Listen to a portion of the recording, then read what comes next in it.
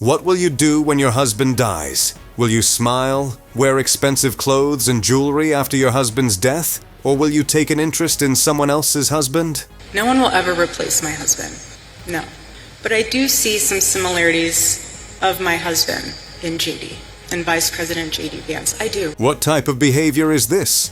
Could that be the same reason Charlie's parents hate Erika? Today, we are diving into Erika Kirk's behaviors that even shocked Donald Trump and the world. Behavior. I've seen people mourn in strange ways, but nothing prepared me for Erika Kirk's behavior after her husband, Charlie Kirk's death. The world expected tears, silence, maybe even retreat. But Erika, she stepped right into the spotlight with style.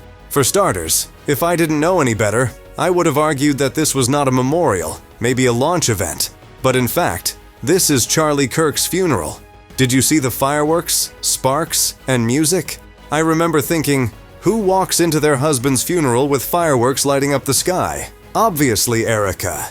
They said Charlie loved that kind of performance. Maybe so. But something in me whispered, this wasn't about him anymore. This was about her.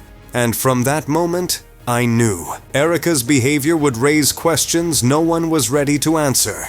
Quickly, a fan commented, "That's a WWE entrance right there." Another user added, "This is the most theatrical funeral I have seen." And I agree. Now, don't get me wrong, everyone grieves differently, but I've never seen this one. I'm talking about the photos. No, not the ones from the funeral, the ones before it. Yes, Erika had cameras in the room, I mean, real photographers, posing and taking pictures besides Charlie's body in a casket. She said it was a tribute. But tell me, who hires a film crew to capture their grief? As soon as she posted the pictures, there was backlash. One Reddit user described it as disgusting, likening Erika to influencers who wouldn't let a chance for a cash grab slip by, no matter how dumb, disgusting, or wrong it might be. To be honest, bringing in a professional team to film her moment of grief wasn't about healing. And unless you are living under a rock, you should know that it's about creating content for fundraising. From that moment, something about Erika's grief stopped feeling real. And honestly, whenever she shows up at an event, she didn't make things any easier for herself with her outfit. Black leather pants, full makeup, flashing smiles like she was on a runway. Let me ask you, is that grief or a rebrand? And just when people thought she would take a break to mourn, she did the opposite, carrying on with her life and granting interviews like she just won a lottery. On September 20th, 2025, she appeared on The Charlie Kirk Show, where she spoke about her husband's death, legacy, and outlined the future of Turning Point USA, where she is now the new CEO. The crazy part?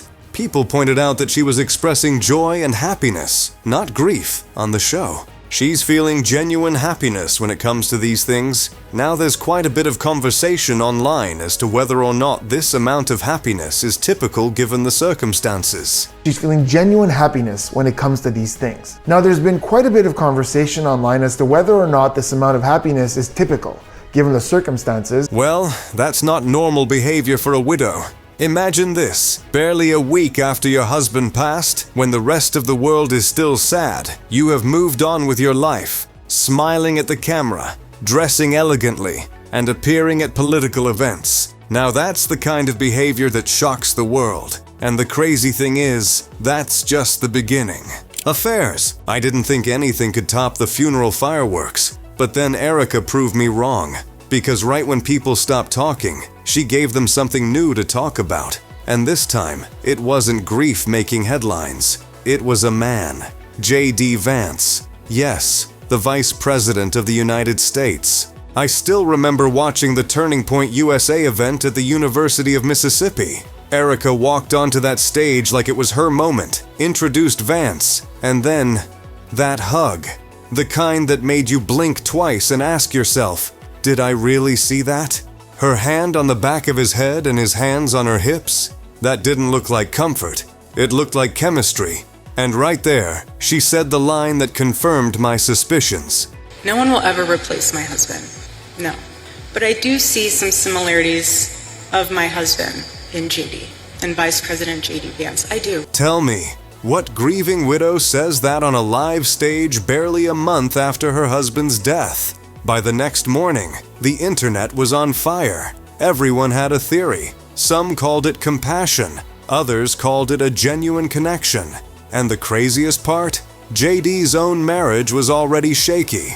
He'd even said in an interview that his wife not sharing his Christian faith was becoming a political problem for him, basically admitting their marriage was hurting his public image. Shocking, right? As expected, people started drawing lines between the dots, and every one of those dots led straight back to Erika.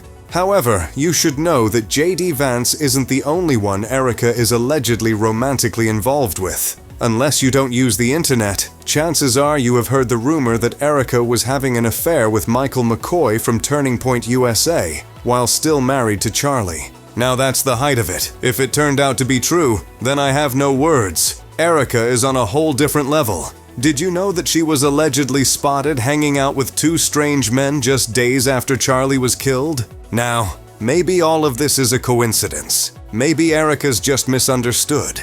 But something about the way she moves, the way she times every appearance, every smile, it doesn't feel random. And if you ask me, these rumors aren't the end of the story. They're the beginning of something much darker, something that even her in-laws might not forgive. Charlie's parents hates her. Sometimes, silence says more than words ever could. And in this story, that silence belongs to Charlie's parents. From the moment their son was killed, something about their absence just didn't sit right with me. While the cameras turned toward Erika, her speeches, her interviews, her smiles, his parents, Robert and Kimberly Kirk, were nowhere to be found. No interviews, no public tears, no family statements, just silence. People called it grief, but I couldn't help but wonder, was that grief or disgust? This story took a dark turn when I heard that Charlie's parents never liked Erika in the first place. And if you don't believe that, take a look at this. At Charlie's memorial, all eyes were on Erika. But what caught my eye was who wasn't standing beside her. Charlie's parents. Robert and Kimberly Kirk stood apart from their son's widow, their faces cold and expressions unreadable, like strangers forced to share the same air. If that doesn't feel weird to you, I'm sure this will. When the choir started singing Amazing Grace, Erika was front and center, hands lifted to the sky. But Charlie's parents? They stood still. No hands in the air, not even a glance at Erika. That wasn't distance. That was division. And that didn't go unnoticed on the internet. Posts started popping up everywhere. Why didn't they stand together? Why didn't his parents speak? Some even said they skipped earlier memorials altogether. I kept scrolling, thinking, parents who loved their son that deeply don't just vanish unless they can't stand what they're seeing. Because while Erika was making headlines, Charlie's parents stayed hidden. And to some people, that silence wasn't respect, it was protest. Whispers began spreading that they disapproved of how she'd turned their son's death into a show. That to them, she wasn't honoring his legacy. She was monetizing it. One comment said it best. "We noticed the distance between his parents and her. She looks evil." It was as though Charlie's parents warned him about Erika, but he didn't listen. Another fan added that Charlie's parents warned him because maybe they saw something dark we all missed. Maybe yes, or not. But what's certain is that his parents looked like they were watching a show, not their son's funeral, and Erika was the main character.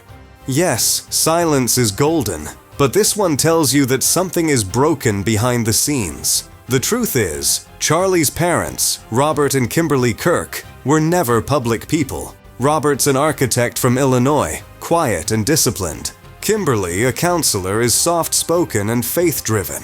They built their world on humility, not headlines. Even when Charlie became famous, they stayed in the shadows, proud but private. That's who they've always been. So when they choose silence now, it's not by accident. It's a statement. And maybe that's why their distance feels so heavy. Because sometimes the loudest people aren't the ones talking, they're the ones standing in the back, refusing to play along. And in this story, that silence might just be the truth no one wants to face. What do you think? Is Erika Kirk really grieving her late husband, or is she using his death to elevate herself? Please let me know in the comments, and if you like this video, click on the cards on your screen for more.